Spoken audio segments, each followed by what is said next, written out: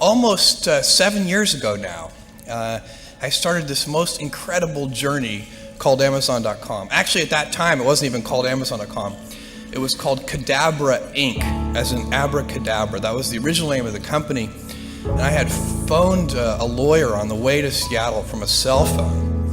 And he said, well, to incorporate the company? He said, what do you want the company to be called? And I said, Cadabra. And he said, Cadaver? And I knew that was a bad name. We changed it a few months later. The wake-up call that led to starting Amazon.com was finding that web usage in the spring of 1994 was growing at 2,300% a year. And things just do not grow that fast. Outside of, I guess, usually like Petri dishes or something. I mean, it's a very, very unusual growth rate. And you could tell anecdotally, even though there wasn't good research on this at the time, that the baseline of web usage wasn't trivial. And so something with a non-trivial baseline growing at 2,300% a year is clearly going to be everywhere tomorrow. And so the question was, what kind of business plan would make sense in the context of that growth? And I went through a whole bunch of different things. I made a list of 20 different products, looking for the first best product to sell online. Came up with books for a bunch of reasons, but primarily because books are very unusual in one respect, and that is that there are more of them than there are products of any other category. So there are literally millions of different books in print at any given time, and computers are good at organizing such large selections of products, and you could build something online that literally couldn't be built any other way. You couldn't have a physical world bookstore or a paper catalog with millions of different books. And the primitive technology that was the web in 1994 clearly required that kind of characteristic for a business. It had to be something that could only be done in that way. So that's what led to books. When I decided to do this, I first talked to my wife, who is sitting here in the audience, and she had married a relatively stable, goofy, but still relatively stable person working at a Wall Street firm. I worked at a quantitative hedge fund, and this was a hard decision. And I was looking for the right framework in which to make that kind of important decision. And the right framework I found is a regret minimization framework. And so that's just a nerdy way of saying that you want to project yourself to age 80 and then think back over your life. And if you're 80, you want to minimize the number of regrets you have throughout that period of time. I think this is something a lot of people do, maybe subconsciously. Very few people probably name it regret minimization framework because most people are healthier than that. But it was a very clear way for me to think about making that kind of life decision. And the way it helped was I thought, okay, if I go do this thing and participate in this thing called the internet that I genuinely believe is going to be a big deal, and if I fail, am I going to regret having tried and failed? And I knew the answer to that was no.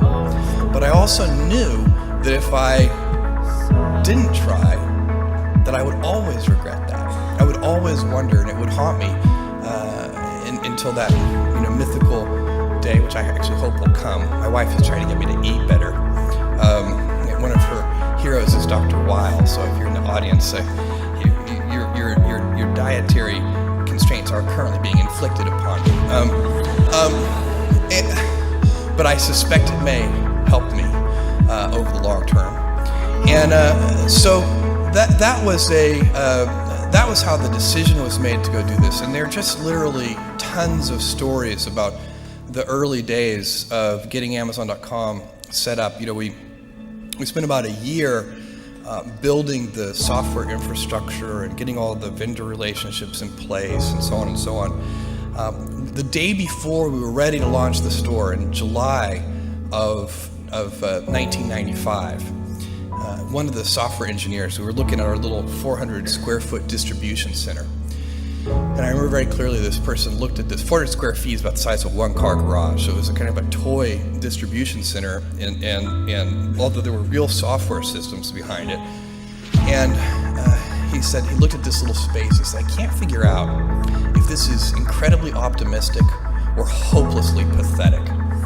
And indeed, we didn't know. There really was no way to know how customers were going to adopt this kind of technology in these very early days. There was a lot of risk involved. In fact, also in the audience today are my parents, who were the original funders of Amazon.com. They invested about $300,000, which is roughly their, was a reasonably large fraction of their life savings. And my dad's first question was, "What's the internet?" So they were not, betting on the concept or the idea. They were betting on their son. I told him I thought there was a 70% chance they would lose their entire investment. That was an important disclosure because I wanted to be able to go home for Thanksgiving dinner no matter what happened. I'm very happy that that investment has worked out very well for them. But it was I was giving myself triple the normal odds. Startup companies are very tricky things, and fewer than 10% of them actually go on to make any return on an investment at all. And so I was giving myself a 30% chance. I was wildly overconfident. But things actually worked out. The planets aligned in those early days. And startup companies need early planetary alignment because there are so many things that can go wrong. And when we launched that store in July of 1995, we were shocked at the customer response. Literally in the first 30 days, we had orders from all 50 states and 45 different countries. And we were woefully unprepared from an operational point of view to handle that kind of volume. And in fact, we quickly expanded. We talked to our landlord and we expanded into a 2,000 square foot basement warehouse space. It had 6-foot ceilings. One of our 10 employees was 6'2". He went around like this the whole time, and we were doing our day jobs, which might have been computer programming and all the different things that 10 people will do in a little tiny startup company, and then we would spend all afternoon and into the wee hours of the morning packing up the orders and shipping them out. I would drive these things to UPS, and so we'd get the last one and we'd wait to the last second. I'd get to UPS and I'd sort of bang on the glass door that was closed, and they always would take pity on me and sort of open it up and let us ship things late. We had so many orders that we weren't ready for that we had no real organization in our distribution centers at all. In fact, we were packing on our hands and knees on a hard concrete floor. And I remember, just to show you how stupid I can be, my only defense is that it was late, but we were packing these things, everybody in the company, and I had this brainstorm. As I said to the person next to me, this packing is killing me. My back hurts. This is killing my knees on this hard cement floor. And the person said, "Yeah, I know what you mean." And I said, "You know what we need? This is my brilliant insight. We need knee pads." I was very serious. And this person looked at me like I was the stupidest person they'd ever seen. They're like, "I'm working for this person. This is great." And said, "What we need is packing tables." And I looked at this. I looked at this person and I thought that was the smartest idea I'd ever heard. The next day we got packing tables, and I think we doubled our productivity. That early stage, by the way, of Amazon.com, where we were so unprepared, is probably one of the luckiest things that ever happened to us, because it formed a culture of customer service in every department of the company, every single person in the company, because we had to work with our hands so close to the customers, making sure those orders went out, really set up a culture that served us well. And that is our goal, to be Earth's most customer-centric company. And I think this says 0 now, which I'm suspecting means it's time to turn it over to questions, so I will do so.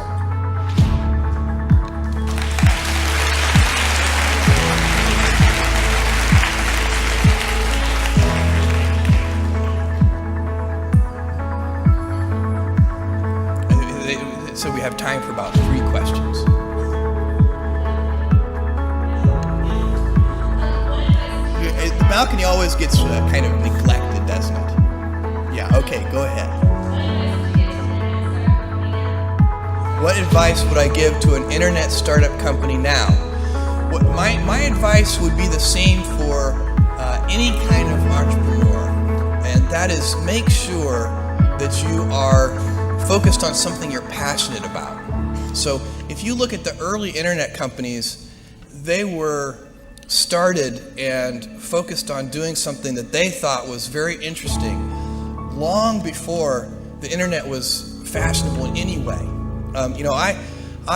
We are currently an underdog once again. We've been in business for 6 years, and there was exactly 1 year where we were not the underdog, and that was 1999. I like the underdog years because it makes, I liked it when all the people we hired, their parents told them they were crazy.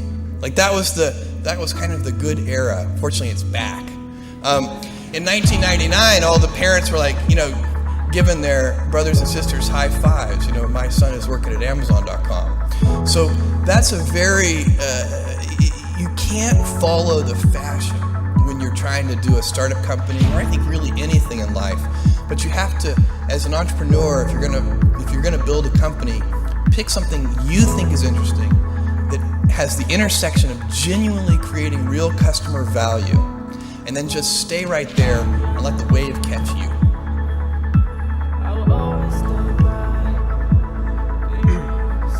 Grant Hutchins from Edmond, Oklahoma, and I was wondering what were some of the other products you considered, and also on a kind of a personal note, you sell a lot of books, but do you ever read them? Yeah, so on the list, the list was built by looking at mail order sales. So when I got the original list, it was sorted in order of size by mail order. So for example, apparel is a very large mail order category, so apparel was near the top of the list. So that's right. The things that ended up near the top of the list were books is number one, obviously, music, videos, computer software, computer hardware. Those were the kinds of things near the top of that force-ranked list. And then, I'm sorry, I'm terrible at multi-part questions. What was your second question? I asked, do you read books very often? Oh, do I read books? Yes, in fact, I do. In fact, my parents will attest to the fact that I was difficult to punish as a child because I was quite happy to be grounded and just stay in my room and read. I'm a big science fiction fan, and that's probably, I'd say at least half of my reading is science fiction, and it has been ever since I spent those summers on my grandfather's ranch, which I have to say, I know that we're having geography problems with the intros today, but that was in Texas, not New Mexico. But in fact, it's only about 90 miles from where we are right now. And that had a little sort of Andrew Carnegie style library in that town, and which very tiny library, but I bet a third of the collection, which was all donated by citizens of this 3,000 person town, but a third of the collection was science fiction, because there was this one guy in town who loved science fiction. And so that's been a long love affair of mine. And then my wife inflicts good fiction on me every once in a while, and which I always end up loving. But my favorite novel is Remains of the Day. Yep. Should we take this one over here? Okay. Hello. My name is Ian. I'm from Los Angeles. I'd like to thank you for Amazon.com. It saved me many times. I couldn't get the book at my local bookstore, but that's not what I wanted to ask you. Well, no, but you can wax on about that if you'd like. I'd like to know, please, what is the role of risk in your life and risk in the success of what you've done with Amazon? So what is the role of risk in life? It's hard to do anything, I think. Whatever it is that you want to do, there's going to be risk in your life. And risk is a necessary component of progress. So, there are different kinds of people that want to do different kinds of things in their life. I like exploration, and in fact, I think that I'm a little stymied because I'd really like to be a physical explorer. I would have loved to have been, Sir Richard Francis Burton or something like that. How much fun would that be to go, search for the source of the Nile and and have people throw spears at you and stuff. I mean, that just sounds great. Obviously involves a lot of risk. You find most geographical exploration, not all to be sure, but most geographical exploration on Earth today is somewhat contrived. It might be something like circling the Earth in a balloon or something like that. Now there are some very deep spots where you can still do that, and then of course there's space. I'm personally very interested in space and have been all my life, and would love someday to do that. All of these things involve risk. I don't know how you can make any pioneering movements in the world of any kind, whether they be the geographical, physical exploration that I've just been talking about, or whether it be a more cerebral exploration of a scientific field. Or I bet you could ask that question of every speaker here, and I bet that every speaker here has taken substantial risks, whether it be intellectual or otherwise, to achieve what they've done. And at Amazon.com, as a company, that what you do, in fact, the early stages of the company are all about eliminating risk. You take those precious early startup dollars. In my case, those $300,000 from my parents, and then we raised $1 million from 20 angel investors.